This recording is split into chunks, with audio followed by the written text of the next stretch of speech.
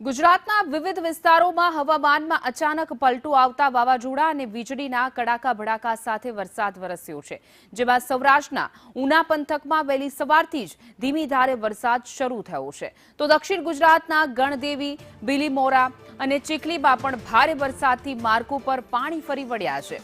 આ તરફ છોટાઉદેપુર, અરવલ્લીના મોડાસા, માલપુર અને ઉત્તર ગુજરાતના બનાસકાંઠા જિલ્લાના પાલનપુર, અમીરગઢ તેમજ દાંતા પંથકમાં પણ ભારે પવન સાથે વરસાદી ઝાપટા પડ્યા છે।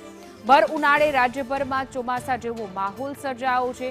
અનેક એવા જિલ્લાઓ અને ગ્રામ્ય વિસ્તારો છે કે જ્યાં વરસાદી માહોલ જોવા મળી રહ્યો છે। રસ્તાઓ પર પાણી વહેતા થયા છે। રાજ્યના વાતાવરણમાં એકાએક પલટો આવ્યો છે। અલગ અલગ તસવીર અમે તમને બતાવી રહ્યા છીએ। ગણદેવી, નવસારી, ધનસુરા, અમીરગઢ કે જ્યાં વરસાદ વરસ્યો છે। ઘણી જગ્યાએ વીજળીના કડાકા ભડાકા પણ થયા છે। જોઈ શકાય છે કે રસ્તા ઉપર પાણી પણ ભરાઈ ગયા છે।